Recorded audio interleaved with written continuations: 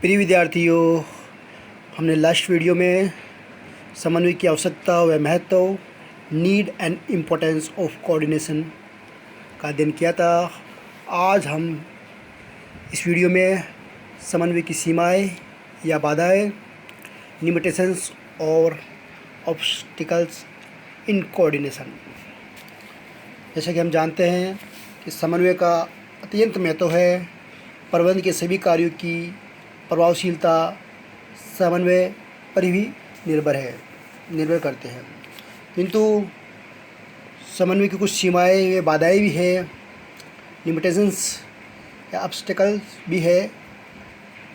यहाँ पे हम प्रमुख सीमाएं या बाधाएं है उसके बारे में हम यहाँ पे चर्चा करेंगे। सबसे पहले भविष्य की अनिश्चितता से परिचित है। मनुष्य का व्यवहार उससे भी अधिक अनिश्चित है। हम देखते हैं बरसात की अनिश्चितता से भी अनिश्चित है। किसका? मनुष्य का व्यवहार बरसात या वर्षा की अनिश्चितता से भी अधिक अनिश्चित है। इसलिए समन्वय में करने में कठिनाई आती है। समन्वय में कठिनाई आती है। दूसरी इसकी जो सीमाएं बाधाएं हो सकती है, नेतृत्व करने वाले में अपना ज्ञान या अनुभव तथा अपने लक्षण होते हैं, जिससे संदेह या विरोधाभासी विचार, आदर्श या उद्देश्य भी भिन्न होते हैं। तो यहाँ पे इस कारण से भी क्या होती है, ऐसे व्यक्ति के बीच में समन्वय में, कोऑर्डिनेशन करने में या तालमेल करने में बाधाएं आती है। इसके अतिरिक्त कुछ व्यक्तियों में प्रशासकीय क्षमता यानी एडमिनिस्ट्रेशन की जो क्षमता या ज्ञान का अभाव पाया जाता है। ये समन्वय में, कोऑर्डिनेशन में कठिनाइयाँ आती है। अगर ऐसा होता है, कुछ व्यक्तियों में क्या होता है, प्रशासनिक क्षमता एवं ज्ञान का अभाव पाया जाता है, जिससे कि कोऑर्डिनेशन में या तालमेल करने में कठिनाई आती है। इसके बाद में हम देखते हैं व्यवसाय में कई परिवर्तनशील तत्व मौजूद होते हैं। प्रबंधक का मानवीय ज्ञान उन परिवर्तनों को समझने के लिए अपर्याप्त होता है, पर्याप्त नहीं होता है।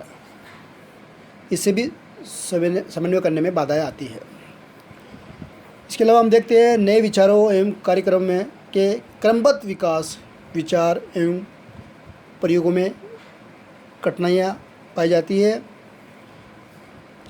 जिसको इस कारण से उनको अपनाने एवं उनके साथ समन्वय करने में कठिनाई आती है। ठीक है, नॉर्मल बात है। नए विचार या नए कार्यक्रम के क्रमबद्ध विकास, विचार एवं प्रयोग में कई प्रकार की कमी आ जाती है। कोई भी नया कार्यक्रम स्टार्ट किया जाता है या नए विचार आए जाते हैं संस्था में, तो यहाँ पे क्या है, जब उनको प्रयोग में लाया जाता है तो कठिनाई आती है। इसके कारण उनको अपनाने एवं उनके साथ समन्वय करने में भी बाधाएं या कठिनाइयाँ आती हैं।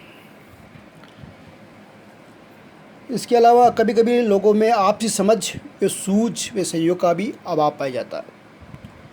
ये भी एक बहुत बड़ी बाधा है। इसके अलावा कुछ लोगों में आपसी संबंध सौहार्दपूर्ण नहीं होते हैं। आपस में क्या होती है, आपस में उनमें मतभेद होता है। कोई बात को लेके मतभेद, विचारों में विचार भिन्न प्रकार के हो सकते हैं। यहाँ पे भी ये भी समन्वय की बाधाएं बन जाती है। कुछ संस्थाओं के विभिन्न विभाग अलग थलग होते हैं, इसलिए इनमें खुलेपन का अभाव भी होता है। ऐसे में कोऑर्डिनेशन में कठिनाई आती है।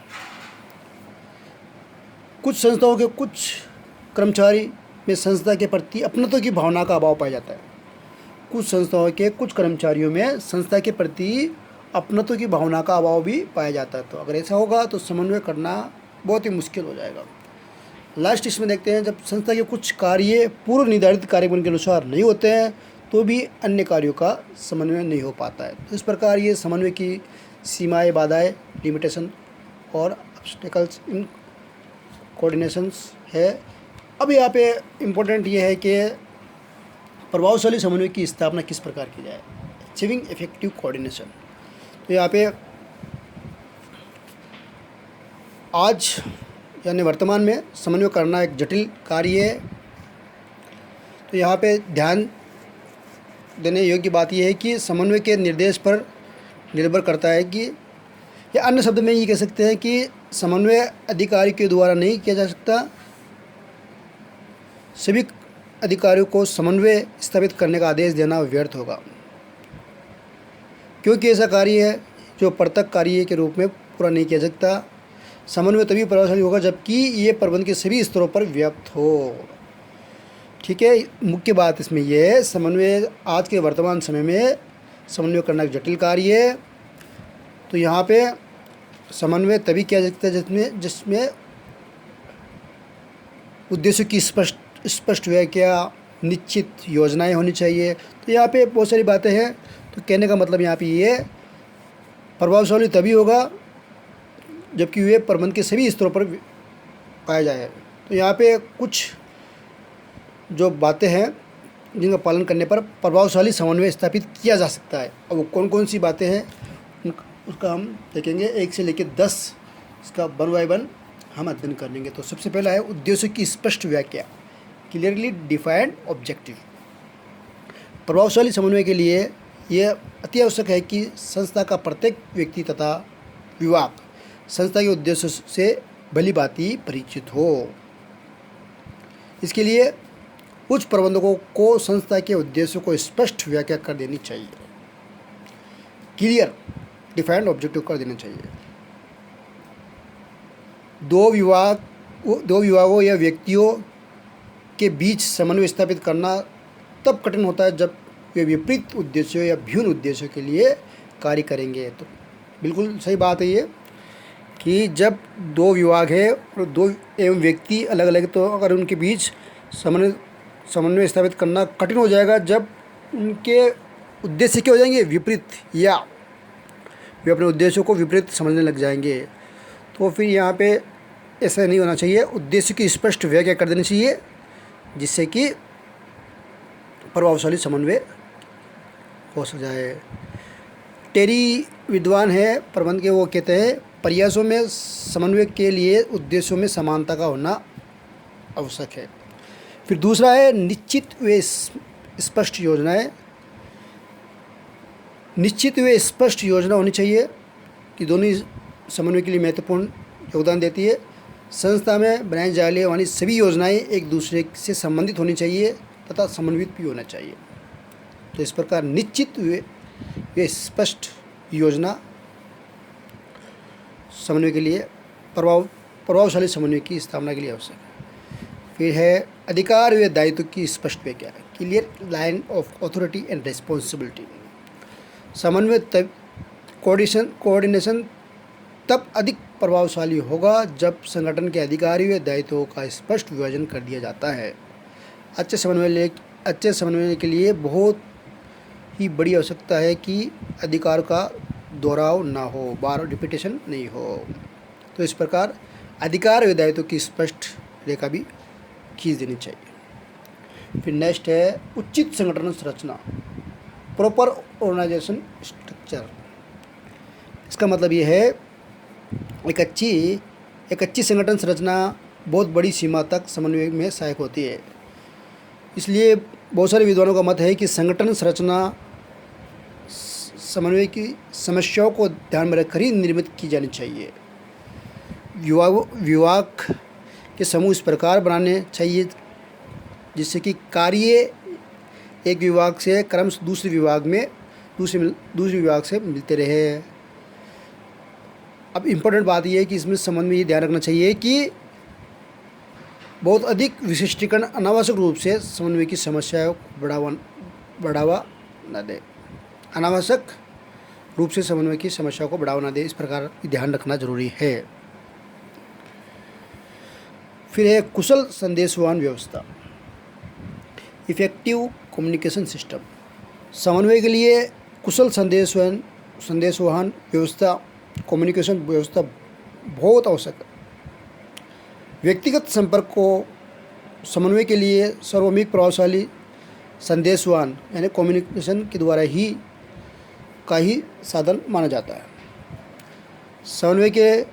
समन्वय के लिए कई अन्य साधनों को आवश्यकता अनुसार प्रयोग में लिया जा सकता है। इस प्रकार कुशल संदेशवहन व्यवस्था भी प्रभावशाली समन्वय की स्थापना कर सकती है। फिर नेक्स्ट, सामान्य नामकरण।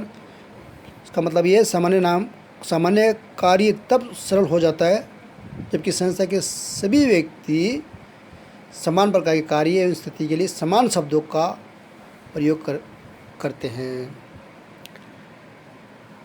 फिर 7वां, समूह में कार्य इच्छा, वॉलंटरी टीम वर्क, बहुत इम्पोर्टेंट है। समन्वय के लिए महत्वपूर्ण आवश्यकता ये भी है कि समूह में कार्य इच्छा से किया जाना चाहिए। समन्वय व्यक्तियों को बाध्य करके नहीं किया जा सकता, ठीक है, जोर जबरदस्ती करके नहीं किया जा सकता। ये तो स्वेच्छा द्वारा ही संभव है। समन्वय व्यक्तियों को बाध्य करके नहीं किया जा सकता, ये तो स्वेच्छा पर भी संभव है। इस प्रकार ये भी। फिर इसके बाद में वास्तविक सामुदायिक हित, रियल कम्युनिटी इंटरेस्ट। वास्तविक समन्वय वास्तविक सामुदायिक हितों पर आधारित होना चाहिए। फिर सेकलाइज्ड, कुशल नेतृत्व के द्वारा समन्वय, कोऑर्डिनेशन थ्रू लीडरशिप। समन्वय को नेतृत्व से अलग करना कठिन है, इसलिए हम ये कह सकते हैं कि एक के बिना दूसरे का अस्तित्व असंभव है, इम्पॉसिबल है। वास्तव में समन्वय प्रभावशाली नेतृत्व लीडरशिप के द्वारा ही प्राप्त किया जा सकता है। लास्ट है उचित समय, प्रॉपर टाइमिंग। अंतिम लेकिन इम्पोर्टेंट बिंदु है कि प्रभावशाली समन्वय तभी उपयुक्त होगा जबकि उचित समय में स्थापित किया जाए। कई बातों के लिए समय का एक क्षण भी महत्वपूर्ण होता है, ठीक है, समय का एक क्षण भी बहुत ही महत्वपूर्ण होता है। इसलिए उचित समय, प्रॉपर टाइमिंग जरूरी है। अतः समन्वय में, कोऑर्डिनेशन में समय तत्वों को महत्वपूर्ण तत्व समझना चाहिए। इस प्रकार समन्वय की सीमाएं, बाधाएं और इसके प्रभावशाली समन्वय की स्थापना किस प्रकार होती है, ये टॉपिक हमने आज अध्ययन किया। Thank you very much. Okay.